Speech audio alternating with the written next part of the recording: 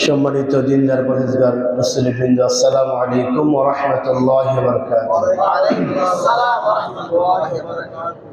মহান আল্লাহ সুবহানাহু ওয়া তাআলার দরবারে অসংখ্য অগণিত শুকরিয়া জ্ঞাপন করছি যে রব্বুল আলামিন আজকের পবিত্র মাহে জামাদিউস সানির প্রথম জুমা, এই জুমাতে আল্লাহ তাআলা আমাদেরকে সালাতুল জুমা আদায় করার উদ্দেশ্যে আল্লাহ তাআলার ঘরে এসে যথাসময়ে বসার তৌফিক দিয়েছেন।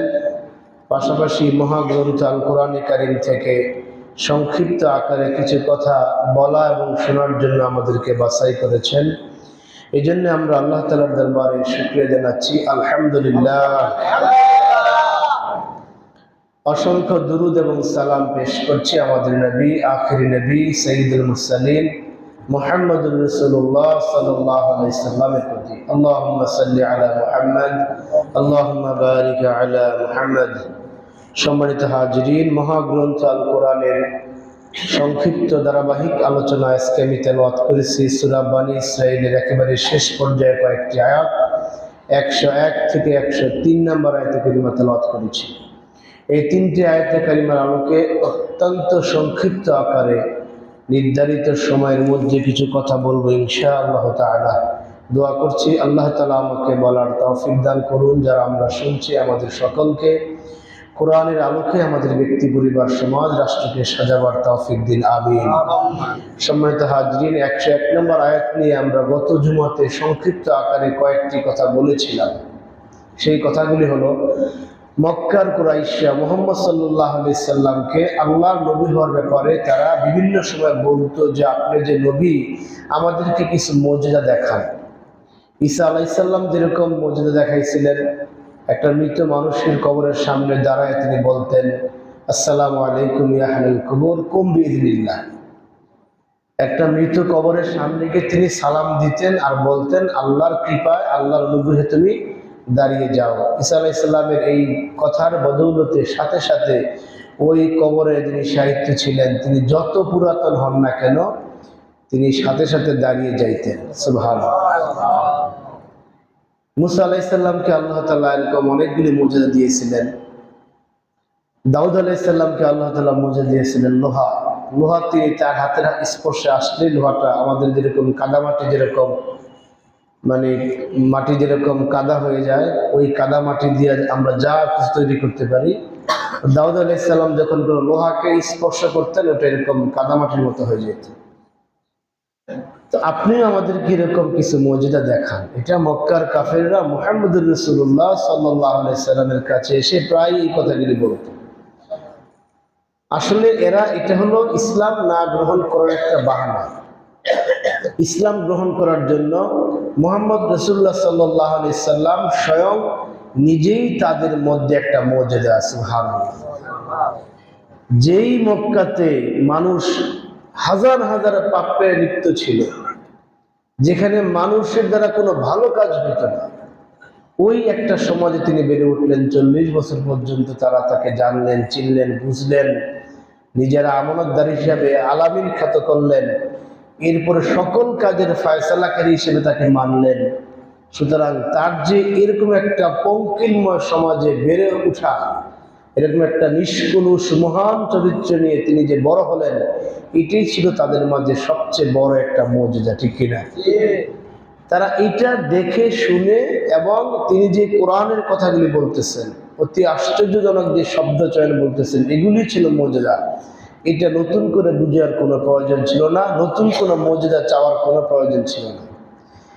এটা মূলত তাদের উদ্দেশ্য হলো তারা ইসলাম ধর্ম গ্রহণ করবে না। যাদের কপালে আল্লাহ ইসলাম রেখেছেন, তারা সেই দূরে থেকে নাম শুনেছেন যে মক্কার প্রান্তরে একজন ব্যক্তি এসেছেন, তিনি এক আল্লাহর আহ্বান করেন, তার কাছে মানুষ গেলেই তিনি পরিবর্তন হয়ে ভালো হয়ে যান। এরকম শুনেই তো অনেকে ইসলাম ধর্ম গ্রহণ করছেন। সুবহানাল্লাহ। ওয়াইস কুরনির নাম শুনছেন আপনারা, তিনি ছিলেন মুসলিম, অসাহাবী মুসলিম তিনি ছিলেন। অর্থাৎ রাসূল সাল্লাল্লাহু আলাইহি সাল্লামকে স্বচক্ষে দেখেন নাই, কিন্তু না দেখেই ঈমান এনেছিলেন। আর তার স্বজাতির গোত্রের তার চাচা, তার চাচাতো ভাই, এলাকার যারা ছিলেন, তারা 40 বছর মুহাম্মদ সাল্লাল্লাহু আলাইহি সাল্লামকে দেখেও তারা ইসলাম ধর্ম গ্রহণ করে নাই। সুতরাং এই মুজিজা চাওয়া হলো একটা বাহানা। তাই আল্লাহ তাআলা তাদেরকে স্মরণ করাচ্ছেন সেই মুসা আলাইহিস সালামের ইতিহাস দিয়ে। আল্লাহ বলতেছেন, ওয়ালাকাদ আতাইনা মুসা তিসআ আয়াতিন বাইয়িনাত। হে রাসূল, আপনি এই সমস্ত ব্যক্তিদেরকে এই কথাগুলো জানিয়ে দেন যে মুসা আলাইহিস সালামকে আল্লাহ তাআলা ইতিপূর্বে 9টি মুজিজা দিয়েছিলেন। অতি অবাক হওয়ার মতো, অতি আশ্চর্যজনক কিছু ব্যাপার, যেগুলোকে মুজিজা বলা হয়। অর্থাৎ সমসাময়িক যুগের মধ্যে সবচেয়ে উৎকৃষ্ট, সবচেয়ে উন্নত যে ব্যবস্থাপনা, ওইটাকে ব্যর্থ করে দেওয়ার জন্য তাদের মধ্যে সিমটম নিয়ে আসা, যেটা মানুষের পক্ষে সম্ভব নয়, একমাত্র আল্লাহ নবীদের মাধ্যমে করেছেন, সেটা হলো মুজিজা। আপনি বলুন যে মুসা আলাইহিস সালামের জমানায় আমি তাদেরকে 9টি মুজিজা দিয়েছিলাম। গত জুমাতে বলেছিলাম যে আমি মুসা আলাইহিস সালামকে একটা লাঠি দিয়েছিলাম, যে লাঠির মাধ্যমে এমন কিছু কাজ মুসা আলাইহিস সালাম করেছিল। তৎকালীন সময়ে ফেরাউনের আমলে জাদুর প্রচলন এত বেশি ছিল যে কোনটা জাদু আর কোনটা মুজিজা এটা বুঝার কোনো পার্থক্য ছিল না, এত বেশি পরিমাণে জাদুর প্রচলন ছিল। আমি মুসা আলাইহিস সালামকে ঠিক তাদের মোকাবেলায় একটা লাঠি দিয়েছিলাম, যেই লাঠি দ্বারা তিনি এমন কিছু কাজ করতে পারতেন যেটা মানুষ জাদুর দ্বারা করতে পারতেন না। সুবহানাল্লাহ। এই লাঠিকে মাটিতে ফালাইলেন, বিশাল বড় সাপ হয়ে গেল। সাগরে আঘাত করলেন, লাঠি রাস্তা হয়ে গেল। পাথরে আঘাত করলেন, সেখান থেকে পানি বেরিয়ে আসে। কূপের মধ্যে বালতি পড়ে গেছে, পানি তুলবেন, অনেক গভীর কূপ, পানি নিয়ে আসবেন সেখান থেকে। লাঠি মাত্র 6 হাত লম্বা, কূপের গভীরতা কমপক্ষে 25 হাত। সেই লাঠিটা তিনি ফেলেছেন, সেই লাঠিটা আল্লাহর কুদরতে বড় হইয়া সেখান থেকে পানি নিয়ে আসছে। সুবহানাল্লাহ। ছাগল চড়িয়েছিলেন, ছাগলের জন্য তিনি গাছে ডাল পারবেন, পাতা পারবেন, গাছ তো বিশাল উঁচু, তিনি লাঠিটাকে উপরে ধরছেন, লাঠি সেটা বড় হয়ে সেখান থেকে পাতা নিয়ে এসেছে, যেটা জাদু দ্বারা সম্ভব নয়। মুসা আলাইহিস সালামকে আল্লাহ বলতেছেন, আমি এরকম তিসআ আয়াতিন বাইয়িনাত, এরকম 9টা প্রমাণ দিয়েছিলাম। এর মধ্যে আমি দিয়েছিলাম সাদা হাত, যে মুসা আলাইহিস সালাম তার মুগলের কাছ থেকে হাতটা বের করলে সাদা হয়ে যেত, এটা জাদু দ্বারা সম্ভব নয়। আমি তাকে দিয়েছিলাম যে ফেরাউনের যে জাদুকররা যে লাঠি এবং রশির মাধ্যমে সাপ আবিষ্কার করেছিল, ওই সাপগুলিকে মুসা আলাইহিস সালামের জাদু, এই মুজিজার সাপ সবগুলি খেয়ে ফেলেছিল। এটা ছিল আমার পক্ষ থেকে একটা মুজিজা। আমি এক ঘোষণায় সারা দেশে একটা দুর্ভিক্ষ করে দিয়েছিলাম। এটা মুসা আলাইহিস সালাম বলেছিলেন যে আগামী কয়েকদিনের মধ্যে একটা দুর্ভিক্ষ হবে, সেই দুর্ভিক্ষে সমস্ত ফসল নষ্ট হয়ে যাবে। আমি মুসা আলাইহিস সালামের এই মুজিজা হিসাবে একটা তুফান দিয়েছিলাম, যে তুফানের মোকাবেলা ফেরাউন ভাই করতে পারে নাই। আমি পঙ্গপাল দিয়েছিলাম মুসা আলাইহিস সালামের মুজিজা হিসাবে, সারা দেশে সব জায়গায় পঙ্গপাল। আমি রক্তের বৃষ্টি দিয়েছিলাম, বৃষ্টি আকাশ থেকে রক্ত পড়তো, যত পানি ছিল সবগুলি লাল হয়ে গেছে। মানুষ পুকুরে যায়, পানি লাল, টিউবওয়েল থেকে পানি এনে পানি লাল, ঘরের ভিতরে ফ্রিজে পানি আছে, তখন তো এগুলো ছিল না, কিন্তু যেখানে পানি সংরক্ষণ ছিল খুলে দেখে সব পানি লাল। সুবহানাল্লাহ, কি এক অবাক কাণ্ড! এটা ছিল আল্লাহর পক্ষ থেকে মুসা যে নবী, তার পক্ষে একটা মুজিজা। তাকে আল্লাহ তাআলা ব্যাঙ দিয়েছিলেন, সারা দেশে ব্যাঙ, যেখানে যায় সেখানে ব্যাঙ, বৈশা রয়েছে তার কোলে ব্যাঙ, খাইতে বসছে প্লেটে ব্যাঙ, ভাতের গামলা খুলছে সেখানে ব্যাঙ, এরকম ব্যাঙ দিয়ে গোটা দেশকে তিনি ছেয়ে দিয়েছিলেন। এরকম 9টা মুজিজা আল্লাহ তাআলা মুসা আলাইহিস সালামকে দিয়েছিলেন। আল্লাহ বলতেছেন, ফাসআল বনি ইসরাঈল, বনি ইসরাঈলকে আপনি জিজ্ঞেস করুন, ইয জাআহুম ফাকাল লাহু ফিরআউন ইন্নী লাআযুন্নুকা ইয়া মুসা মাসহুরা। আপনি বনি ইসরাঈলকে জিজ্ঞেস করুন, তারা এই মুসা আলাইহিস সালাম যখন এই সমস্ত মুজিজা নিয়ে ফেরাউনের কাছে হাজির হলেন, এই ফেরাউন তখন একটা মন্তব্য করলো, সেটা কি? قال له فرعون إني لأظنك يا موسى مسحورا। হে মুসা, আমার ধারণা, আমার বিশ্বাস যে তুমি তোমার জাদুর মাধ্যমে এই সমস্ত 9টি কাজ তুমি ঘটিয়েছো। বলেন নাউজুবিল্লাহ। আসলে যেই কাজ করে অন্যকে সে তার মতই মনে করে। একজন লোক চাঁদা কালেকশন করতেছে ছিনতাই করার জন্য, জোর জবরদস্তি চাঁদা তুলতেছে, আরেকজন লোক ওয়াজ মাহফিলের জন্য কালেকশন করতেছে, যে চাঁদাবাজ সে মনে করতেছে এটা কি চাঁদাবাজ, মনে করে কিনা এটাকে সে চাঁদাবাজি মনে করতেছে। অর্থাৎ যে স্বভাব, একজন চোর সারা রাত্র চুরি করে সে পুকুর পাড়ে গোসল করতেছে বা হাত মুখ ধুতেছে, আরেকজন আল্লাহর বান্দা তাহাজ্জুদ পড়বেন, তিনি পুকুরের এক পাশে বসে উজু করতেছেন, চোর মনে করতেছে আমার মতো আরেকটা চোর মনে হয় এলাকায় আছে, যে সেও চুরি করছে আমিও চুরি করছি। আবার যিনি তাহাজ্জুদ পড়ার জন্য উজু করতেছেন, তার ধারণা যে এলাকায় শুধু আমি একাই তাহাজ্জুদ পড়ি না, আরেকজন ভাই দেখতেছি তিনিও মনে তাহাজ্জুদ পড়বেন। সুবহানাল্লাহ। অর্থাৎ নিজের মধ্যে যেটা আছে অপরের কাছে ওইটি সে মনে করে। দান্দাবাজ সবাইকে দান্দাবাজ মনে করে, চান্দাবাজ সবাইকে চান্দাবাজ মনে করে, আল্লাহর ওলি সবাইকে আল্লাহর ওলি মনে করে। এটি দুনিয়ার বাস্তবতা। তো ফেরাউন সে ছিল জাদু দ্বারা, জাদুতে বিশ্বাসী ছিল, সবকিছু সে জাদুর মাধ্যমে চিন্তা করত। তার চিন্তা এই জাদুর উপর নির্ভরশীল হওয়ার কারণে সে মুসা আলাইহিস সালামকে এই কথা বলল, ইন্নী লাআযুন্নুকা ইয়া মুসা মাসউরা, হে মুসা তোমার মধ্যে আমি একটা জাদুর প্রভাব দেখতেছি। বলেন নাউযুবিল্লাহ। দুনিয়ার কোন নবীরা জাদু করছিলেন না, কারণ জাদু হলো কুফরি। জাদু কি? কুফরি এবং হারাম। আল্লাহ রাসূল সাল্লাল্লাহু আলাইহি সাল্লাম যে 7টি মৌলিক বড় বড় কবিরা গুনাহ থেকে বাঁচতে বলেছেন, এর মধ্যে একটা কবিরা গুনাহ হলো সিহর। জাদু করা থেকে আল্লাহ রাসূল নিষেধ করেছেন, জাদু করা যাবে না। এটা একেবারেই হারাম। যিনি জাদু করেন তিনিও ক্ষতিগ্রস্ত হন, যাকে করা হয় সেও ক্ষতিগ্রস্ত হয়। এই জন্য মাসালা হলো জাদু বিদ্যা শিক্ষা করা হারাম, শিক্ষা দেওয়া হারাম, এবং জাদুর কাছে যাওয়া কি হারাম, যাওয়া যাবে না। আল্লাহ রাসূল সাল্লাল্লাহু আলাইহি সাল্লামকেও মক্কার কাফেররা এই কথা বলছিলেন, তাকুলুয যালিমুনা আন তাত্তাবিউনা ইল্লা রাজুলাম মাসহুরা। মক্কার যে সমস্ত মুসলমানরা ঈমান গ্রহণ করেছে, ওই সমস্ত মুসলমানদের মধ্যে যারা একটু দুর্বল ছিল, একটু গরিব লোক ছিল, অসহায় পর্যায়ে ছিল, তাদের কাছে গিয়ে বলতো যে তোমরা আনতাত্তাবিউনা ইল্লা রাজুলাম মাসহুরা, তোমরা কি করতেছো? একটা জাদুগ্রস্ত ব্যক্তির অনুসরণ করছো। বলেন নাউযুবিল্লাহ।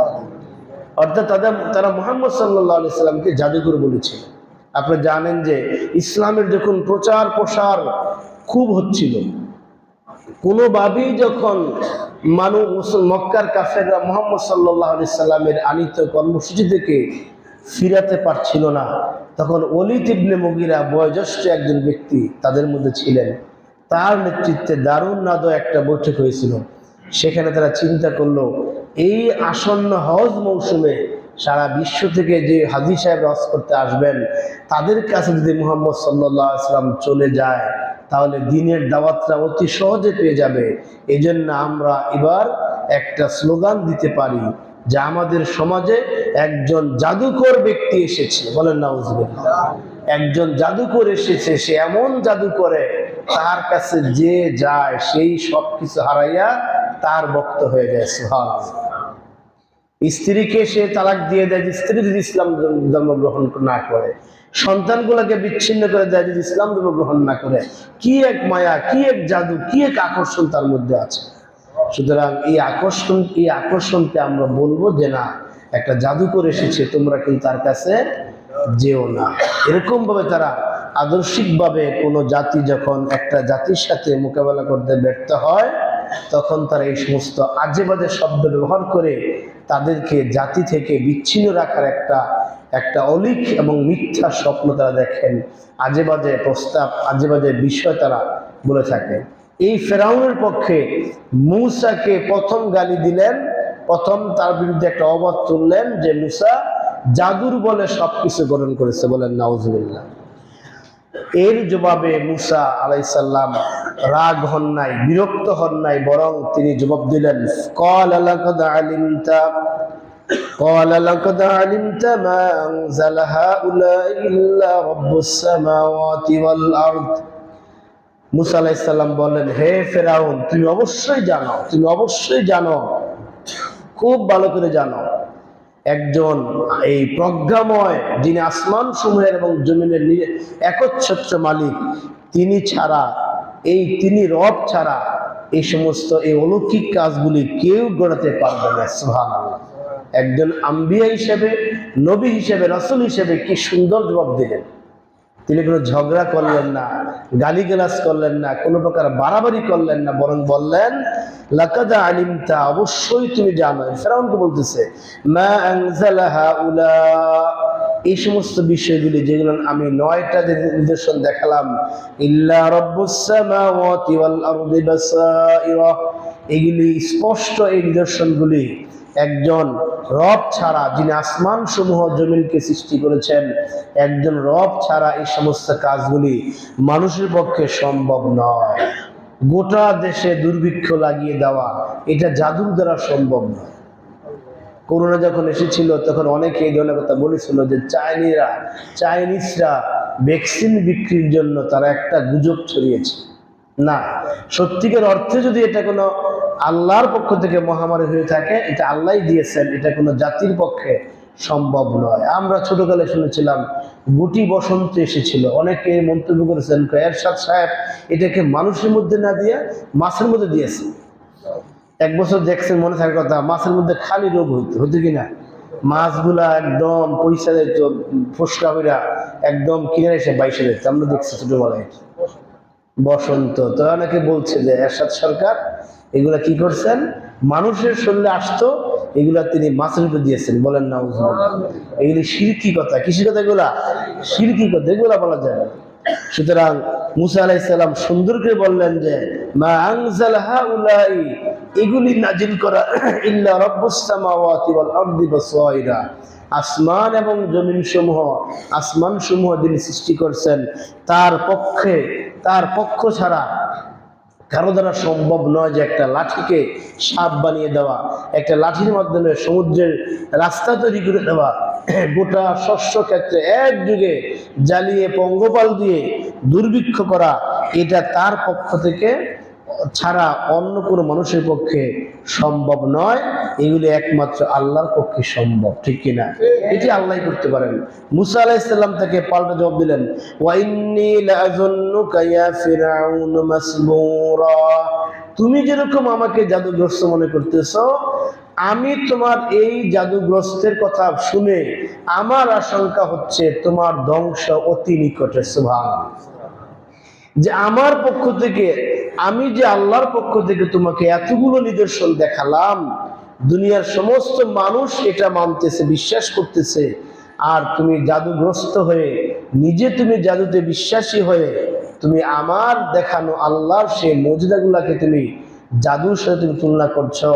আমার তো আশঙ্কা হচ্ছে যে তুমি ইয়া ফিরআউন মাসবুরা, আমার আশঙ্কা হচ্ছে তুমি একটা হতভাগ্য ব্যক্তি, আমার আশঙ্কা হচ্ছে অতি নিকটেই তুমি একটা বিপদের মধ্যে পড়বে, অতি নিকটেই তোমার ধ্বংস হয়ে আসবে। সুতরাং তুমি জেনে রাখো, আমি যে দুর্ভিক্ষের পদাঘাত আমি লক্ষ্য করছি, এগুলি সব আল্লাহ তাআলার নিদর্শনের মাধ্যমে হয়ে থাকে। সুতরাং আমার ধারণা তোমার কপাল পুড়েছে, অতি তাড়াতাড়ি তুমি বিপদে পড়বে। আল্লাহ নবী হিসেবে মুসা আলাইহিস সালাম ফেরাউনের এই কীর্তিকলাপ দেখে এই ধারণা করেছেন। তিনি কোনো অতিরিক্ত কথা বলেন নাই, বা তিনি ভবিষ্যৎবাণীও করেন নাই। এটাই বাস্তবতা। ফাস্তাকবিরু ওয়া কানু কওমান মুজরিমিন। এই কথা মুসা আলাইহিস সালাম যখন বললেন যে তোমার ধ্বংসটা অতি সন্নিকটে আমি দেখতেছি, এই কথাকে তারা অস্বীকার করলো। বলেন নাউজুবিল্লাহ। শুধু অস্বীকার না, অহংকার করলো। ফাস্তাকবিরু, সূরা আরাফের 133 নম্বর আয়াতে আল্লাহ তাআলা এই আয়াতের জবাব দিয়েছেন। ফাস্তাকবিরু, তারা মুসার উপর অহংকার করলো। ওয়া কানু কওমান মুজরিমিন, এবং এরা হয়ে গেল এক অপরাধী সম্প্রদায়। কোন মুফাসসিররা এই কথা বলেন যে লাকাদ আলিমতা, এর আয়াতের ব্যাখ্যায় কোন মুফাসসির এই কথা বলেছেন যে ফেরাউনের অন্তরে বিশ্বাস ছিল যে মুসা আলাইহিস সালাম যা কিছু করতেছে এগুলো আল্লাহর পক্ষ থেকে জাদু নয়, এটা আল্লাহর পক্ষ থেকে মুজিজা। এই বিশ্বাসটা ফেরাউনের অন্তরে ছিল, কিন্তু তার অব্যাহত এই অত্যাচার, এই জুলুম, নির্যাতন এবং পাপের কারণে অন্তরে বিশ্বাসটা সে বাস্তবায়ন করতে পারে না। অন্তরে বিশ্বাস ছিল এটা যে এগুলি আল্লাহ ছাড়া সম্ভব নয়, যে কাজগুলি মুসা করতেছে। কারণ এটাতে ফেরাউন জানতো, এই কারণে বুঝতো, এই কারণে যে সেও তো জাদুগ্রস্ত, সেও তো জাদু করতো। এবং তার দরবারের শীর্ষস্থানীয় অনেক জাদুকরকে সে মাসিক পারিশ্রমিক দিয়ে নিয়োগ দিয়েছিল। ওই সমস্ত জাদুকররা যখন মুসা আলাইহিস সালামের জাদুর সাথে মানে তারা স্যালেন্ডার করে, আত্মপক্ষ সমর্থন করে যখন তারা মুসা আলাইহিস সালামকে ঈমান গ্রহণ করলেন, আমানতু রাব্বি মুসা ওয়া হারুন এই বলে যখন তারা মুসার ধর্ম গ্রহণ করলেন, ফেরাউনও বুঝতে বাকি ছিল না এই কথা যে আমার দরবারের অভিজ্ঞ এবং অভিজ্ঞতা সম্পন্ন যে জাদুকররা বলতেছে এটা জাদু নয়, এটা মুজিজা, সুতরাং এটা অবশ্যই মুজিজা। কিন্তু ফেরাউন তার অহংকার বশত মুসা আলাইহিস সালামকে মানতে পারে নাই, বলেন নাউজুবিল্লাহ। এই অহংকারের কারণেই আল্লাহ তাআলা ফেরাউনকে ধ্বংস করেছে। এই অহংকারের কারণেই আল্লাহ তাআলা যুগে যুগে বহু মানুষকে আল্লাহ ধ্বংস করেছে। মক্কার কাফেররাও মুহাম্মদ সাল্লাল্লাহু আলাইহি সাল্লামের 40 বছর জিন্দেগি তাদের কাছে স্পর্শ থাকার পরও মুহাম্মদ সাল্লাল্লাহু আলাইহি সাল্লাম সম্পর্কে শতভাগ তার পক্ষে ভালো অভিজ্ঞতা থাকার পরও শুধুমাত্র হিংসা, যে আমরা যদি আজকে মুহাম্মদ সাল্লাল্লাহু আলাইহি সাল্লামকে নবী হিসেবে গ্রহণ করে নেই, তাকে যদি আমরা মেনে নেই, তাহলে আমাদের আর অস্তিত্ব থাকবে না, কর্তৃত্ব থাকবে না। আমরা যে এককভাবে এই মক্কাকে শাসন করছি সেই ক্ষমতাটা আমাদের হাতে থাকবে না, ক্ষমতাটা চলে যায় মুহাম্মদ সাল্লাল্লাহু আলাইহি সাল্লামের নিকট। এই হিংসার কারণে তারা জানা শোনার পরেও মুহাম্মদ সাল্লাল্লাহু আলাইহি সাল্লামকে তারা মেনে নিতে পারে নাই। এটাই ছিল মূল কারণ। মদিনার ইহুদিরাও মানতে পারে না এই কারণে যে আমরা যদি মুহাম্মদ সাল্লাল্লাহু আলাইহি সাল্লামকে মেনে নেই, তাহলে আমাদেরকে তার পায়ের নিচে আত্মসমর্পণ করতে হবে, তার ইসলামকে আমাদেরকে মানতে হবে, তখন আমাদের কর্তৃত্ব মদিনায় টিকবে না। এই জন্যে মুহাম্মদ সাল্লাল্লাহু আলাইহি সাল্লামকে মদিনাতেও তারা শান্তিতে থাকতে দেয়নি। আজকের পৃথিবীতেও একই অবস্থা। সত্যের পক্ষে যদি আমরা অবস্থান নেই, এই সত্য যখন বিজয় হয়ে যাবে, তখন এই সত্যের ছায়া যখন গোটা পৃথিবীতে তার সেই সুফল বয়ে আনবে, তখন আমাদেরকে মানুষ আর খাবে না, আমাদের ডাকে মানুষ আর আসবে না। যার ফলে তারা কি করেন, এই সত্যকে তারা গ্রহণ করতে রাজি নয়, ঠিক কিনা? সম্মানিত হাজিরিন, মক্কার কাফেররা এই কাজটাই করত। মুহাম্মদ সাল্লাল্লাহু আলাইহি সাল্লামকে তারা ভালো করে চিনত, ভালো করে জানতো। ইয়ারিফুনা কামা আবনাহুম, আল্লাহ বলতেছেন তারা তাদের সন্তানদেরকে যেরকম চিনে জানে, তার চাইতে ভালো করে চিনত মুহাম্মদ সাল্লাল্লাহু আলাইহি সাল্লামকে। অর্থাৎ আপনার 5টা 3টা 2টা সন্তান, এই সন্তানগুলি আপনার ঔরসে হওয়ার ব্যাপারে যে আপনি যেরকম শতভাগ, আপনি শতভাগ যে শিউর আমার সন্তান, কোনো সন্দেহ নেই। মুহাম্মদ সাল্লাল্লাহু আলাইহি সাল্লামকেও তারা এরকম জানে।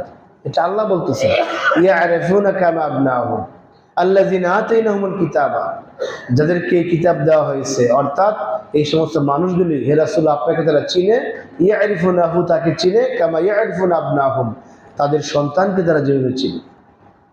এত শত সব কিছু কাফেররা আলাদা যখন তারা মিলিত হয়ে যায়, তখন চিন্তা করত যে মুহাম্মদ যে কথাগুলি বলতেছে, কোরআনের মাধ্যমে যে বিষয়গুলো আমাদের কাছে উপস্থাপন করতেছে, এগুলো আসলে তো অবাক হওয়ার মতো। আমাদের দরবারে এত শত শত কবি সাহিত্যিক থাকার পরও তার একটা শব্দ চয়নের মতো একটা শব্দ আমরা চয়ন করতে পারি না, একটা সূরার আয়াতের সাথে মিলাই আরেকটা আয়াত আমরা লিখতে পারি না, বানাতে পারি না। মুহাম্মদ সাল্লাল্লাহু আলাইহি ওয়াসাল্লাম তো আমাদের মতো এত উচ্চ শিক্ষিত ছিল না, তিনি তো কোনো স্কুল মাদ্রাসায় কোথাও পড়েন নাই, সুতরাং তার পক্ষে এগুলো বলা সম্ভব নয়। এই কথাগুলি আল্লাহ। কিন্তু মুশকিল হলো আমরা নেতৃস্থানীয় ব্যক্তিরা যদি এইগুলি মেনে নেই, তাহলে আমাদের আর অস্তিত্ব রইল না, বলেন নাউজুবিল্লাহ। এই হিংসা করে তারা মুহাম্মদ সাল্লাল্লাহু আলাইহি সাল্লামকে মানতে পারলেন না। যাই হোক, ফেরাউনকে যখন বললেন যে ইন্নী লাআযুন্নুকা ইয়া ফিরআউন মাসবুরা, আমি দেখতেছি ফেরাউন তুমি অচিরেই তোমার ধ্বংস নেমে আসবে, এই কথা ফেরাউন শুনে ফেরাউন আরো বেশি ক্ষিপ্ত হয়ে গেল। ক্ষিপ্ত হওয়ারই কথা, ঠিক না?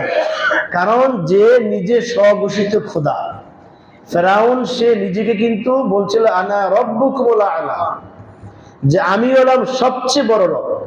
মুসা, তুমি যে রবের দাওয়াত দিচ্ছ তোমারটা মিথ্যা, বলেন নাউজুবিল্লাহ। তোমারটা মিথ্যা, আমি তোমার রব, আমি হলাম সবচেয়ে বড় রব। এই ফেরাউন এই আল্লাহ সম্পর্কে এরকম একটা মিথ্যা অবাদ দিয়েছিল। আল্লাহ সম্পর্কে যারা এরকম মিথ্যা আজে বাজে কথা বলে, তাদেরকে বলা হচ্ছে সবচেয়ে বড় জালেম, বলেন নাউজুবিল্লাহ। সবচেয়ে বড় জালেম হলো যে ব্যক্তি আল্লাহর সম্পর্কে উল্টাপাল্টা বক্তব্য দেয়। এই যে আবুল সরকার, তার তো স্পষ্ট ফাঁসি হওয়া উচিত, কি বলো আপনারা? তার তো প্রকাশ্যে ফাঁসি হওয়া দরকার। শুধু একবার ফাঁসি দিলে এটা হক আদায় হবে না, যে আল্লাহ সম্পর্কে এত বড় নাফরমানি কথা বলতে পারে। ফেরাউন তো এত নাফরমানি কথা বলে না, ফেরাউন নিজেকে রব দাবি করছে, কিন্তু আল্লাহ সম্পর্কে এত বাজে কথা বলে না। আসলে এই যে ফাউল, এই বাউলগুলি সব ফাউল। এই এই সময় যদি এদের কার্যক্রম নিষিদ্ধ না করা হয়, তাহলে ভবিষ্যতে এদের কার্যক্রমটা আরো বেড়ে যাবে। এই জগতে যারা আছেন তারা নামাজ পড়েন না, রোজা রাখেন না, ইসলাম সম্পর্কে উল্টাপাল্টা কথা বলেন, আবার সব সময় গাঁজা, মদ ইত্যাদি নেশাগ্রস্ত। এক তো ভালো আমল করছেন না, আবার খারাপ কাজ করতেছেন, আবার যখন তারা তাদের পালা গানে বলেন, যা বলেন সব মিথ্যা কথা। সাহাস্টলে বসে বসে যে পালা গানগুলা বাজানো হয়, এগুলার একমাত্র প্রচারের মাধ্যম হলো সাহাস্টল গুলা, ঠিক কিনা? যে এই সাহাস্টলে গিয়ে আপনারা আরামসে বসে চা খান, আরামসে বসে আপনার চা খান। এই সেখানে সবচেয়ে বেশি, আর এই জন্য ম্যাক্সিমাম আমিও দেখছি যারা চা বিক্রি করে টং দোকানে, ওই লোকগুলো থাকে ওই দান্দাবাজ, ওই তরিকা। নামাজ নাই, রোজা নাই, মদ গাঁজার মধ্যে নেশাগ্রস্ত অবস্থা আছে, আবার ইসলাম সম্পর্কে উল্টাপাল্টা বলে, অর্থাৎ ভালো কোনো কাজ তারা মনে নেই। এই বাউলের জগতে যারা আছেন, জেনা ব্যভিচার তো ওদের অভাব নাই। যত মহিলা শিল্পী আছে ওদের এই সবগুলা জেনা লিখতে বলেন নাউজুবিল্লাহ। যেই মহিলা যত বেশি ওই বাউল সর্দার যারা আছে তাদের সাথে মেলামেশা করতে পারবে, ওই মহিলাকে তারা বেশি কাছে নিয়ে আসে, বেশি গানে নিয়ে আসে, বলেন নাউজুবিল্লাহ। এখন সময় এসেছে এর বিরুদ্ধে প্রতিবাদ করার। এরা এমন ইমান বিধ্বংসী কথা বলে, এরা বলে যে মৌলবীরা কি নামাজ পড়ে, এরা নামাজ পড়ায়, ইমাম সাহেব তার নিজের নামাজ কই পড়ে? কি জাহিলি কথা। ইমাম সাহেব নিজের নামাজ পড়ে কই? এত নামাজ পড়ায় কই গিয়া সেজদা দিল? শয়তান তো সেজদা দিয়া গোটা পৃথিবী নাফাক করে লাইছে, সেজদা কই দিন? আজে বাজে কথা বলে। যে আল্লাহ যদি আমার স্রষ্টা হইতেন, আমার বিপদ আল্লাহ যায় কে? নাউজুবিল্লাহ। আল্লাহ যদি আমার স্রষ্টা হয়, তাহলে আমাকে যে আল্লাহ এত বেশি পছন্দ করেন, আমি যে তার প্রিয় বান্দা, আল্লাহ যে আমাকে বলেছেন সবচেয়ে আদর করে, যত্ন করে, সুন্দর করে আমি মানুষ বানিয়েছি, আমি যে তার এত সুন্দর সৃষ্টি, তাহলে আল্লাহ কেন আমার রোগ শোধ দেয়? বলেন নাউজুবিল্লাহ। এই সমস্ত কথা, আজে বাজে বক্তব্য এই সমস্ত ফাউলরা বলে থাকেন। এই জন্য যারা নামাজি, আল্লাহওয়ালা, আল্লাহকে যারা বিশ্বাস করে মানেন, আপনারা এই সমস্ত ব্যক্তিদেরকে বয়কট করবেন, পারবেন কিনা? আমরা এই ব্যক্তির সর্বোচ্চ শাস্তি দাবি করি। আমরা এই যে আবুল সরকার সহ এদের চেরাফেলা যারা আছে, এই সবগুলির আমরা সর্বোচ্চ শাস্তি দাবি করি। বর্তমান যারা দায়িত্বে আছেন, সরকার আছেন, তাদের প্রতি আমাদের আহ্বান হলো, আপনারা এখনই এদের কার্যক্রম সব নিষিদ্ধ করেন, নতুবা এরা মানুষের ইমানগুলি বিক্রি করে একবার নষ্ট করে দিবে।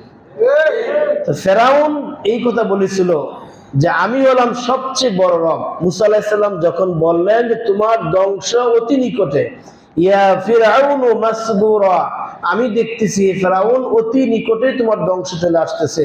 এই কথা শোনার পর ফেরাউন খেপে গেল।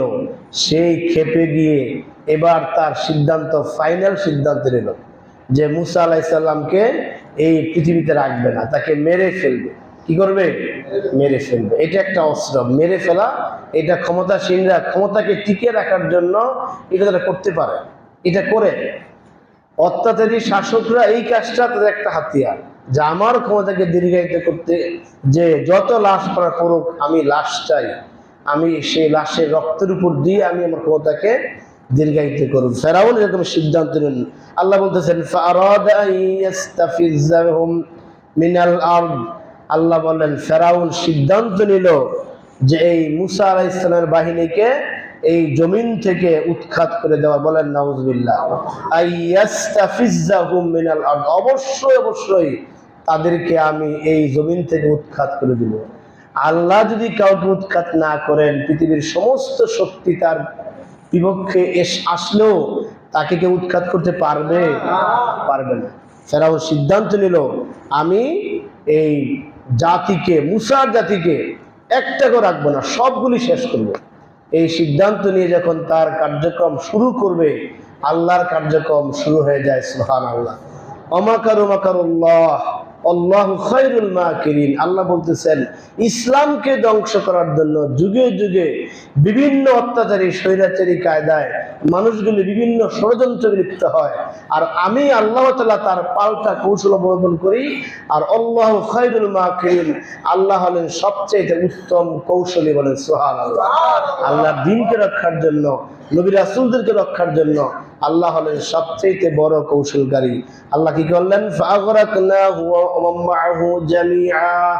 আল্লাহ নিজেই এই ফেরাউন বাহিনীকে এবং তার সাথে যারা ছিল সবগুলিকে আল্লাহ তাআলা ডুবায় মারলেন। বলেন সুবহানাল্লাহ।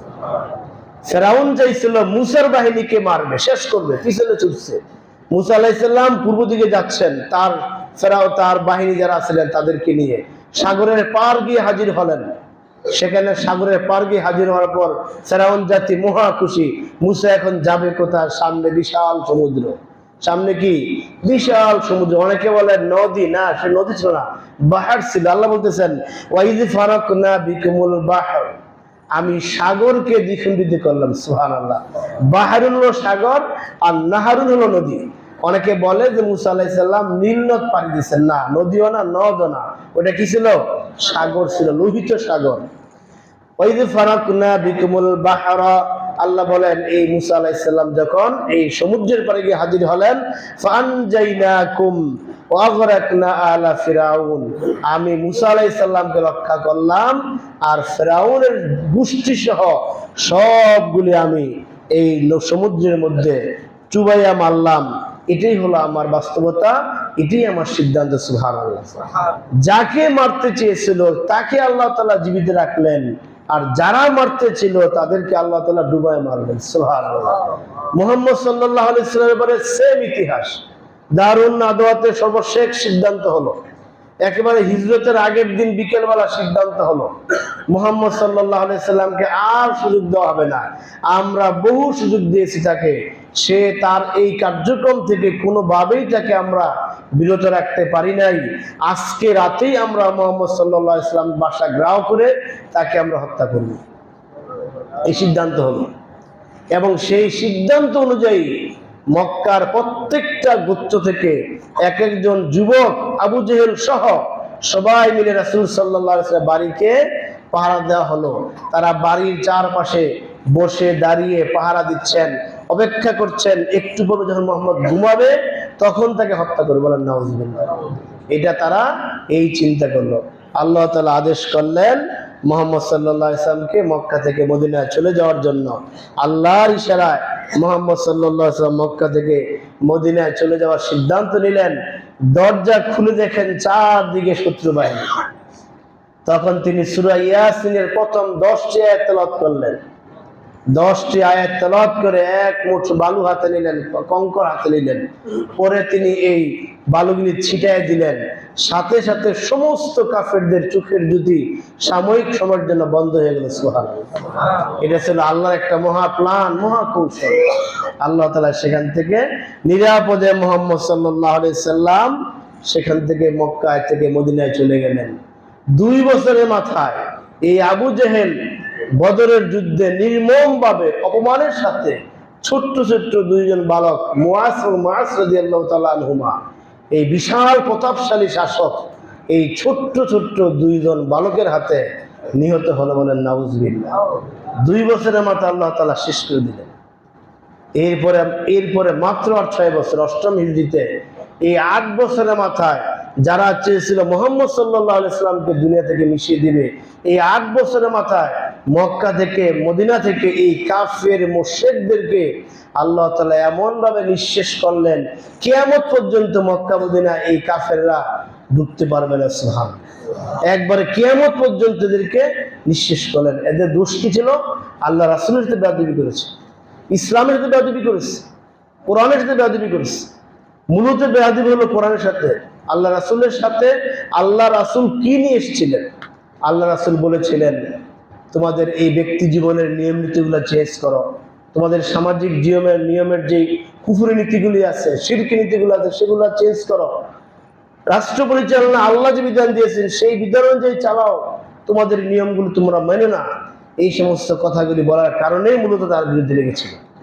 তিনি যদি শুধুমাত্র মসজিদে বসে তালিম দিতেন, জিকির করতেন, মাটির নিচের কথা বলতেন আর আসমানের কথা বলতেন, এই মাঝখানে সমাজনীতি, অর্থনীতি, পারিবারিক নীতি, ব্যক্তিগত নীতি, শ্রম নীতি, ব্যবসা নীতি, দুনিয়া পরিচালনার নীতি, রাষ্ট্রনীতি, রাজনীতি, এই সমস্ত বিষয়ে কথা না বলতেন, মক্কার কাফেররা বলছিল আপনাকে সবচেয়ে বড় ধনী বানিয়ে দেওয়া হবে। বলছিল কি না? ধনী বানাইতেন, আপনাকে মক্কার সবচেয়ে বড় উঁচু চেয়ারে বসানো হবে, সেখানে বসাইতেন, আপনার সেবায় যত নারী আছে বিশ্ববিখ্যাত সুন্দরী নারীগুলো হাজির করাবো, সেটাও করতেন। আল্লাহ রাসূল সেগুলো গ্রহণ করেন নাই। এই সমাজনীতিতে, রাজনীতিতে, অর্থনীতিতে এই সমস্ত দিকে হাত দেওয়ার কারণে রাসূল সাল্লাল্লাহু আলাইহি সাল্লামকে তারা সহ্য করতে পারে নাই। কিন্তু সহ্য করতে না পারলেও তারা কিন্তু ধ্বংস হলেন। আল্লাহ রাসূল সাল্লাল্লাহু আলাইহি ওয়াসাল্লাম টিকে রইলেন, ঠিক কিনা? দেখেন, আমাদের দেশের এই সোজা শাসক ক্ষমতাসীন যারা ছিলেন, তারা মনে করেছিলেন আব্দুল কাদের মোল্লা, আলী হাসান মুজাহিদ, এবারে মুজিবুর নিজামী, আল্লামা সাইদি, মামুনুল হক, অধ্যাপক গোলাম আজম, এই সমস্ত মানুষগুলোকে যদি মেরে ফেলতে পারি ইসলাম শেষ। ভাবছিল কিনা? যখন দেখছে না সর্বনাশ, ওদের প্রত্যেকটা রক্তের ফুটায় ফুটায় লক্ষ লক্ষ লোক তৈরি হচ্ছে, সুবহানাল্লাহ, তখন কি করলেন? 1 আগস্ট নিষিদ্ধ ঘোষণা করলেন। এবার আল্লাহর সিদ্ধান্ত বাস্তবায়ন হলো। 1 তারিখ, 2 তারিখ, 3 তারিখ, 4 তারিখ, 5 তারিখে তারা নিষিদ্ধ হয়ে গেলেন, ঠিক কিনা? ফেরাউন যেরকম গোষ্ঠী সহ আল্লাহ তাআলা চুবাইছেন, এরকম গোষ্ঠী সহ তাদের মামুর বাড়ি দিল্লি থেকে আশ্রয় দেওয়া হয়েছে। এখানে তারা ধন্যবাদ দিবেন ওয়াকরুজ্জামানকে। এই ব্যক্তিরা যদি না থাকতেন তাহলে তারা নিরাপদে দিতে পারতেন না, একটা সবগুলা ধরতে কিনা, সবগুলি ধরতে। এটা আল্লাহর ফায়সালা। তারা বেয়াদবি করেছে কোরআনের সাথে। কার সাথে? কোরআনের সাথে। যাদেরকে ফাঁসি দিয়েছেন, জেলখানায় দিয়েছেন, ওরা কিন্তু রাসূলের মতো এই কাজগুলি চেয়েছিলেন, যে সমাজনীতি, অর্থনীতি, রাজনীতি, ব্যক্তিনীতি, পারিবারিক নীতি, সমস্ত ক্ষেত্রে মুহাম্মদ রাসূলুল্লাহ সাল্লাল্লাহু আলাইহি ওয়াসাল্লাম যেরকম দ্বীনের ভিত্তিতে দিলে সাজিয়েছিলেন, আমরা সেই আমলটা করতে চাই। এটাই ছিল অপরাধ। যদি এইটা না করতে, শুধুমাত্র তালিম, জিকির, আজকার হিসেবে থাকতেন, তাজকিয়া নফসে থাকতেন, তাহলে তাদের ব্যাপারে কোনো ফায়সালা হতো না। সম্মানিত হাজিরিন, এই মুসা আলাইহিস সালামের ব্যাপারে যখন ফেরাউন এই সিদ্ধান্ত নিল, আল্লাহ তাআলা তাকে উৎখাত করে দিলেন। ওয়াকুলনা মিন বাদি বানি ইসরাঈল وقلنا من بعده لبني إسرائيل اسكنوا الأرض فإذا جاء وعد الآخرة جئنا بكم لفيفا। এরপর আল্লাহ তাআলা ফেরাউনের এই পতনের পর বনি ইসরাইলকে ক্ষমতাবান করলেন এবং তাদেরকে বলে দিলেন, তোমরা এখন জমিনে থাকো, বসবাস করো, সন্ত্রাসী কার্যকলাপ করো না, যা খুশি খাও, যা খুশি করো, ওয়ালা তা'সাউ ফিল আরদি মুফসিদিন, খবরদার সন্ত্রাসী কার্য করো না। এটা একটা স্লোগান আল্লাহ দিলেন। কিন্তু না, বনি ইসরাইলরা ক্ষমতা যখন মুসা আলাইহিস সালাম যখন পলাইলেন, অর্থাৎ যখন মুসা আলাইহিস সালাম পানিতে ডুবায় মারলেন, এবার বনি ইসরাইল আল্লাহর কৃপায় ক্ষমতা পাইয়া এত বেশি বেপরোয়া হয়ে গেল, ফেরাউন যে অন্যায় করছে তার চেয়ে বেশি অন্যায় তারা করে ফেলেছে, বলেন না? ইতিহাস মিলে কিনা? সময় কম, সেদিকে আর যাচ্ছি। সম্মানিত হাজিরিন, আল্লাহ শেষে বললেন যে কি বলবেন, যে এই যে তোমাদের শত্রু বাহিনী ছিল, এরা এবং তোমরা, এদেরকে আমি কিয়ামতের ময়দানে একত্রিত করব। তখন তোমরা বুঝবে, তোমাদের সামনে বিচার হবে। যে ফেরাউনরা তোমাদেরকে হত্যার চেষ্টা করেছিল, ওই ফেরাউন আর তোমরা, এই দুইটাকে আমি পাশাপাশি রাখবো, সেখানে বিচার হবে, বিচার ফায়দা হবে কিয়ামতের দিন, যেদিন আমি কিয়ামত ঘটাবো। কিয়ামতের সংবাদ কার কাছে? কার কাছে? আল্লাহর কাছে। আর কিয়ামতের প্রধান লক্ষণ হলো ভূমিকম্প। কি লক্ষণ? ভূমিকম্প। কিয়ামতের যতগুলি এই সিমটমের কথা বলা হচ্ছে, হাদিসে আসছে, একটা মা তার সন্তানকে দুধ দিবে, সন্তানটা দীর্ঘক্ষণ যাবৎ কান্নাকাটি করতেছে, মায়ের হাতের কাজটা সেরে এসে মাত্র কোলে নিবেন, দুধটা মাত্র মুখে দিবেন, এমন শব্দ আল কারিয়া, বিকট একটা শব্দ হবে, এই সন্তানকে ফেলে মা দুধ দিবেন। আল্লাহ। আরেকটা সিমটম আসছে, সময় কম, যে দোকানদার তার সদাইটা মেপে বুঝাইয়া কাস্টমারের হাতে দিবেন, কাস্টমারটা হাতে নিয়ে টাকা দিবে, এখন টাকা দেয় নাই, টাকা দিবে, এই টাকা দেওয়ার সময়ে এমন এক বিকট শব্দ হবে আল কারিয়া, সাথে সাথে এই মালামাল সব রেখে এই দোকানদারও বাঁকবে, ক্রেতাও বাঁকবে।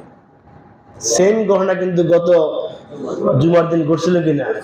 ঘটছে। কিন্তু আমাদের তাকবাজার এক ব্যবসায়ী মাছ বিক্রেতা, সে বললো হুজুর আমার 14 কেজি মাছ নষ্ট হয়েছে, মাত্র মাইপে আমি দিছি, লোকের কাছে টাকা দেবে, সে বুঝা পাইছে টাকা সে দিবে, এই মুহূর্তে ঘটনা করছে, সে মাছ ফলায় দূর, আমিও দূর, পড়ায় সেদিকে মাছ সব পাড়াইয়া শেষ। তাহলে হাদিসের মিল আছে কিনা? সুতরাং হাদিস যেহেতু মিলে গেছে, কোরআনও মিলবে। কিয়ামতের ব্যাপারে পৃথিবীর কোনো মানুষ অগ্রিম কিছু বলতে পারবে না। সুতরাং ভূমিকম্পের ব্যাপারে অগ্রিম যা বলতেছে এটা কুফরি বলা। যারা বিশ্বাস করবেন তাদেরও কুফরি করবেন।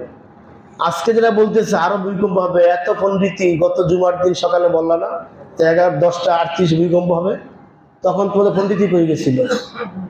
সুতরাং এদের কথা বিশ্বাস করবেন না। আল্লাহ তাআলা বান্দাকে যা যেটুক ক্ষমতা দিচ্ছে ওইটুক ক্ষমতা সব করতেছে। কিন্তু কিয়ামত কখন হবে? মক্কার কাফেররা রাসূলকে সবচেয়ে বেশি প্রশ্ন করত যে কিয়ামত কখন বলেন। তাদের দাবি ছিল যে রসুল হওয়ার জন্য একটা শর্ত হলো কিয়ামত কবে হবে সেটা জানতে হবে। তিনি বললেন এটা আল্লাহর ব্যাপার, এটা আল্লাহ জানেন, তোমরা আমাকে কেন জিজ্ঞেস করো? আমিও তো তোমাদের মতোই, আমি তো বলতে পারি না কিয়ামত কখন হবে।